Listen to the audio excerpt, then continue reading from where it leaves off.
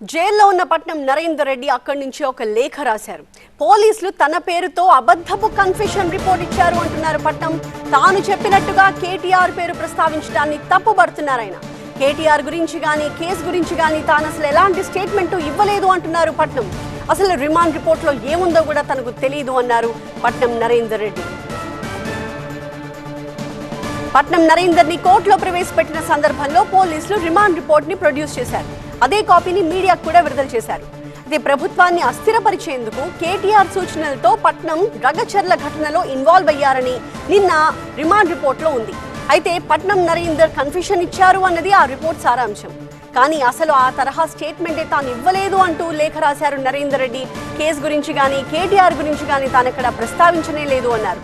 తన పేరుతో బయటకు వచ్చిన రిమాండ్ రిపోర్ట్ ముమ్మాటికి తప్పు అంటూ ఆ లేఖలో వివరించి చెప్పారు పట్నం నరేందర్ రెడ్డి. మరింత ఇన్ఫో యాడ్ చేయడానికి మా ప్రతినిధి రాకేష్ సిద్ధంగా ఉన్నారు లైవ్ లో. రాకేష్, సో పట్నం నరేందర్ రెడ్డి రాశారు ఒక లేఖలో ప్రధానంగా చెప్తోంది కేటీఆర్ పేరు గురించి తాను అసలు చెప్పలేదు అని చెప్పి, అసలు ఆ రిమాండ్ రిపోర్ట్ గురించి కూడా తనకు తెలియదు అని చెప్తూ ఉన్నారు. ఆయన ఇంకా ఏమేం కన్ఫెషన్ లో చెప్పారు అంటూ పోలీసులు చెప్తున్నారు. రిమాండ్ రిపోర్ట్ లో ఉన్న ముఖ్యమైన అంశాలు ఏంటి? చాలా విషయాలు ఆయన సెల్ఫ్ అఫిడవిట్లో పేర్కొన్నారు. అడ్వకేట్ల సమక్షంలో రాసినటువంటి ఈ అఫిడవిట్ జైలర్ సిగ్నేచర్తో కొడంగల్ కోర్టు హనబుల్ మేజిస్ట్రేట్కి అందింది. దాంట్లో ఉన్నటువంటి విషయాలు బ్రీఫ్గా చెప్పాలంటే, ఆ రోజు అరెస్ట్ చేసిన రోజు ఉదయం నేను ఇంటి దగ్గర నుంచి నడుచుకుంటూ వెళ్తున్నారు, కేబీఆర్ పార్క్లో రోజువారీ వాకింగ్ కోసం వెళ్తున్నాను. 9:30కి మఫ్టీలో వచ్చినటువంటి కొంతమంది వ్యక్తులు పోలీసులమని చెప్పి నన్ను ఫోర్స్ఫుల్లీ ఒక ఇన్నోవా వెహికల్లో ఎక్కించుకొని వెళ్ళిపోయారు. ఆ తర్వాత నన్ను ఎలాంటి సమాచారం అడగలేదు, నేను వాళ్ళకి ఎలాంటి సమాచారం ఇవ్వలేదు. కానీ తాను చెప్పినట్లుగా కొంత సమాచారాన్ని బయటకు లీక్ చేశారు.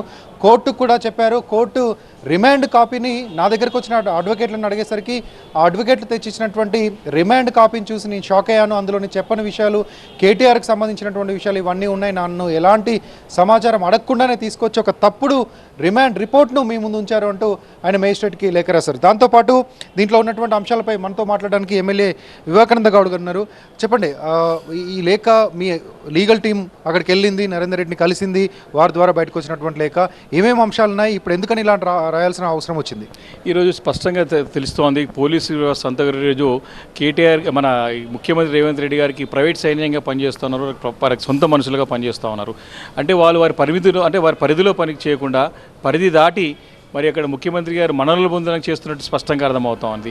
ఇది మొదటి విషయం కాదు. ఇంతకుముందు కూడా రాజ్పాకాల గారి యొక్క వాళ్ళ ఇంటి వ్యవహారంలో ఇంటికి వెళ్ళి కూడా రాత్రి అంతా ఇబ్బంది పెట్టి అందులో కూడా రాజ్పాకాల గారికి సంబంధం లేని స్టేట్మెంట్ రికార్డ్ చేయడం, తన మిత్రుడు మధురి గారి స్టేట్మెంట్ గారు కూడా రికార్డ్ చేయడం, అంటే వాళ్ళకి తిరగకుండా వారి ప్రమేయం లేకుండానే వారి స్టేట్మెంట్ ఇచ్చినట్టుగా మరి కోర్టులను తప్పుదోవ పట్టిస్తున్నారు.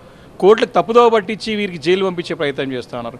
దీంట్లో స్పష్టంగా ఏమర్థమవుతా ఉందంటే కేటీఆర్ గారిని ఏదో రకంగా ఇరికించి జైలు అంటే అరెస్ట్ చేసి జైలు పంపించాల్సిన ప్రయత్నం ఇది మొదటిది కాదు. మొట్టమొదటిసారి ఫోన్ ట్యాపింగ్ విషయంలో జరిగింది, రెండోది మన కొండ సురేఖ గారి విషయంలో జరిగింది, మూడోది ఈ ఫార్ములా రేసింగ్ జరిగింది, నాలుగోది రాజ్పాకాల గారి యొక్క ప్రైవేట్ ఫంక్షన్ విషయంలో జరిగింది, ఇప్పుడు ఐదోది. ఇది కూడా లగచర్లలో జరిగిన విషయం ఏంది, అసలు సంబంధమే లేదు విషయం. ఒక రైతులు తిరగబడ్డారు, రైతులు రివోల్ట్ చేసినారు. ఎందుకు రివోల్ట్ చేసినారంటే ముఖ్యమంత్రి గారు సొంత నియోజకవర్గంలో కొడంగల్లో పట్టించుకునే పరిస్థితి ఉంది కాబట్టి చాలా స్పష్టంగా ఈ రిపోర్టు ఈరోజు నరేందర్ రెడ్డి గారు ఒక జైలర్ సమక్షంలో రాయాల్సిన పరిస్థితి ఎందుకు వచ్చిందంటే పోలీసులు తమ పరిధిలో పనిచేయట్లేదు కాబట్టి. ఇది సేమ్ ఆంధ్రప్రదేశ్ రాష్ట్రంలో ఏ రకంగానైతే ఐపీఎస్ ఆఫీసర్లు ఐఏఎస్ ఆఫీసర్లు పనిచేసినారో ఇక్కడ కూడా తెలంగాణలో అదే పరిస్థితి చేయబోతున్నారు. రాబోయే రోజుల భవిష్యత్తులో తీవ్ర పరిణామాలు ఉంటాయి. ఏ అధికారైనా సరే పరిధి దాటి పనిచేస్తే మాత్రం తప్పకుండా దుష్పరిణామాలు రాబోయే రోజుల్లో వారికి తీవ్రంగా వారి పరిణామాలు ఎదుర్కో తప్పదు. వారి పనిష్మెంట్ కూడా అవుతుంది. ఇది ఆ లేఖ మేజిస్ట్రేట్కి రాసినటువంటి అఫిడవిట్. దీంట్లో మనం చూస్తున్నాము అడ్వకేట్లో బీఆర్ఎస్కి సంబంధించినటువంటి లీగల్ టీం జైలుకి వెళ్ళి నరేందర్ రెడ్డిని ములాఖత్లో కలిసింది. అప్పుడు ఆయన రిమాండ్ రిపోర్ట్, నా మీద ఉన్నటువంటి రిమాండ్ రిపోర్ట్ ఏంటి అని అడిగినప్పుడు దాంట్లో చూసినటువంటి విషయాలు, అసలు ఈ విషయాలు ఏవి నేను చెప్పలేదు, కేటీఆర్ పేరును కూడా నేను చెప్పలేదు, వాటన్నిటిని నేను అక్కడ ఎటువంటి పేర్లు చెప్పకుండానే దాంట్లో చూపించారు అంటూ మేజిస్ట్రేట్కి రాసినటువంటి లేఖను మనం చూస్తున్నాం. దీని తర్వాత మేజిస్ట్రేట్ ఎట్లా రియాక్ట్ అవుతారు, లేకపోతే ఈ కేసు ఎటువంటి అనేది చూడాల్సింది.